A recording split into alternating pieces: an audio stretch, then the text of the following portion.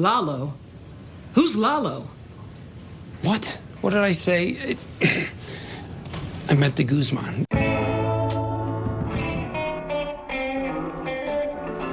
The season 6 premiere consisted of 2 episodes, the first being Wine and Roses, and the second was Carrot and Stick. Watching these episodes back to back was a hell of a way to kick off the final season, and it was quality stuff from start to finish. Will you look at that? We even got the triumphant return of our favorite half-wit embezzlers, the Kettlemans. The writing was extremely tight. Tight, yeah!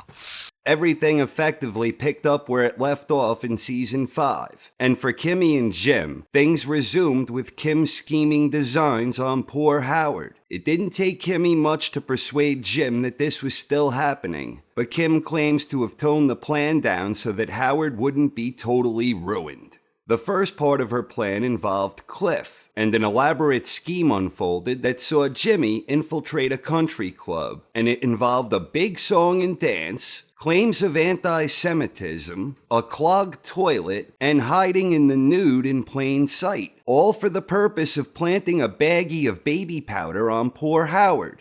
The next part of her plan involved ruining Howard's name, and Jimmy seemed ready to hire an actor until Kimmy corrected him, noting it had to require someone with more history. Enter the Kettlemans. Betsy doesn't seem to care much for Goodman, but Craig sure seems to like him. Goodman expertly plays them, easily predicting how they'd react to the bait. So poor Howard is being framed as someone nose deep in the devil's dandruff. And Kim is the one calling all of the shots here. McGill is no longer the one drawing up the cons. He's effectively now just a part of Kim's team, where he follows her lead as the orchestrator. Even after the Kettlemans served their purpose, Goodman seemed convinced a simple little bribe would suffice. But Betsy was all fired up and she wasn't having it. The whole time, Kimmy is sitting there like Don Corleone until she has heard enough. And then she threatens to expose their fraudulent tax operation, and Betsy immediately surrenders to Kim's cunning wrath. Once again, Kimmy was the one making the big plays, not only as the head strategist, but she also proved to be the muscle in this instance. Jimmy apparently gave them the bribe anyway, and Kim seems mildly disappointed by this. Her puppet is not yet as obedient as she'd prefer.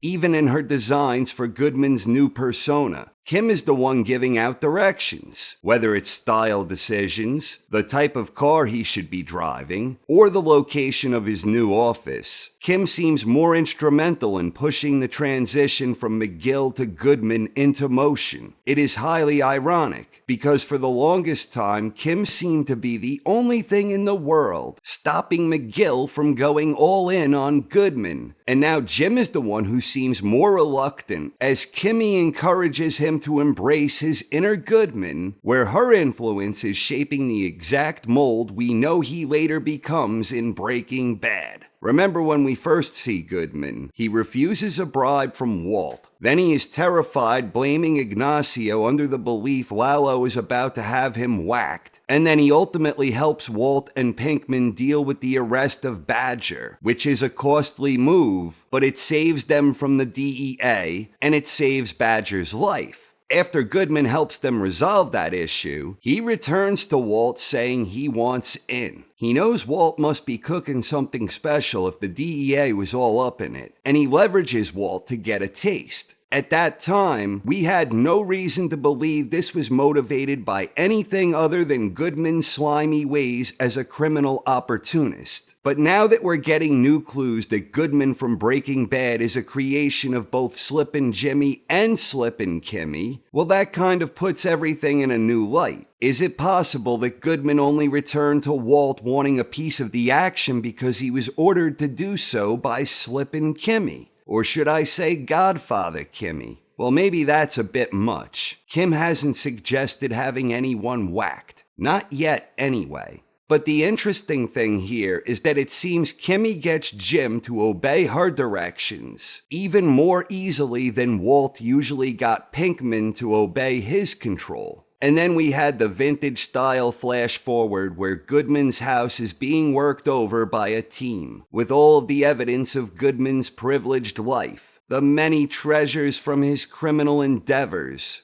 We're left wondering, could Kimmy have still been calling the shots behind the scenes? That sequence ended on the symbol of their expensive tequila con when their alter egos, Giselle and Victor with a K, first surface. At that time and long since, this appeared to be something that would symbolize Jimmy's corrupt influence on Kim. But now with all of the evidence of a turning tide, one now wonders whether this perhaps instead really represents the beginning of the end for McGill, where he ultimately winds up being the victim of Kimmy's corrupt ways. We did not get to see any Gene in the premiere, which is a breach of established protocol from the creators. This leads me to believe that Gene's story will be more directly intertwined with the second half of the season, which I assume means a large portion of the first half will be dedicated to the aftermath of the botched assassination attempt against Lalo. That story is compelling and involves a lot of big players.